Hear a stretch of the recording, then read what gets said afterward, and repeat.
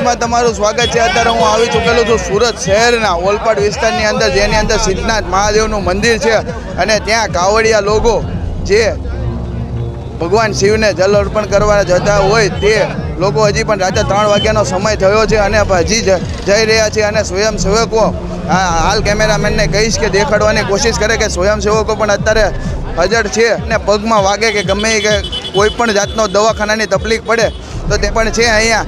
એમને પણ અમે તમને બતાવવાની કોશિશ કરશું। અને અહીંયા ચા દૂધ અને એનું પણ અત્યારે અહીંયા રોડ ઉપર વિતરણ ચાલુ છે। હાલ અત્યારે તમે જે દ્રશ્યો જોઈ શકો છો તે ઓલપાડ વિસ્તારના સિદ્ધનાથ મહાદેવના છે।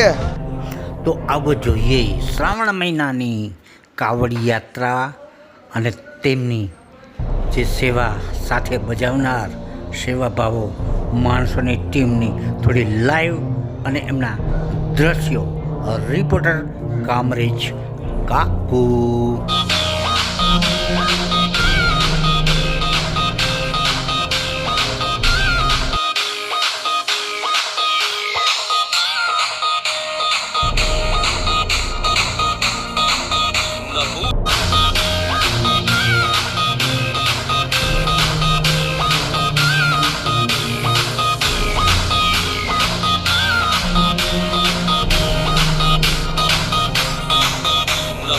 मेरी पहचान मैं तो भस्मधारी हूँ भस्म से होता है जिनका श्रृंगार मैं उस महाकाल का पुजारी हूँ।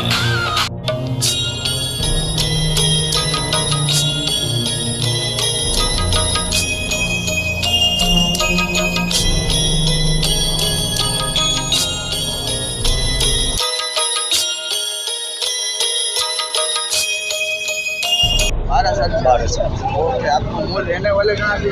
मैं मूल प्रयागराज उत्तर प्रदेश से हूँ। ગણેશભાઈ નાવડિયા છું, કતારગામ સુરતથી હું આવું છું। છેલ્લા 2011થી આ 15 વર્ષથી હું સેવા કરું છું। આ સ્પેરનું પેલા ઓપનિંગ કરવામાં મેં હાલીને આવ્યા એટલે અમને એમ થયું કે આરો દુખાવો થાય છે, પછી અમે આને સ્ટાર્ટ કર્યું। અમે આ સ્ટાર્ટ કર્યા પછી એવું લાગ્યું કે આ બધી સેવા આપણે આવું શરૂ કરવી, કારણ કે દૂધ ને કેળા વેફર એ બધું આપતા હતા, પણ આ સેવાવાળું કોઈ હતું નહીં, એટલે પહેલું સ્ટાર્ટ કર્યું છે। પણ આ સેવા કર્યા પછી અમને એમ લાગે છે આનંદ આવે છે। સિદ્ધનાથ મહાદેવ સેવા કરવા જે માણસો સેવકો આવ્યા છે એને ભગવાન બધી મનોકામના પૂર્ણ કરે। આજે કેટલા ટાઈમથી આ લોકો સેવા કરે છે, સાથે ટીમ પણ સેવા કરે છે। આ વળત તો નસીબદારને મળે છે, મનુષ્ય અવતાર મળ્યો છે તો સેવા કરવી જરૂર છે।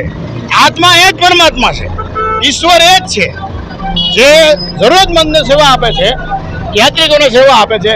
કોઈ બી પણ ટાઈમે સેવા આપે। મંદિરમાં જવા માટે લોકો વિચાર કરે છે, પણ મંદિર છોડી અને પોતાનો કામ ધંધા છોડી અને સેવા બરાબરની સેવા બજાવે છે, તન મન ધનથી સેવા કરે છે। જય સિદ્ધનાથ મહાદેવ। મહિનાનો પહેલો સોમવાર જે સુરતમાં સિદ્ધનાથ મહાદેવના ઉરમાં ગામમાં અમે દૂધ કોલ્ડ ડ્રિંકનો પ્રોગ્રામ કર્યો છે, જે ખાસ કરીને પદયાત્રીઓ માટે।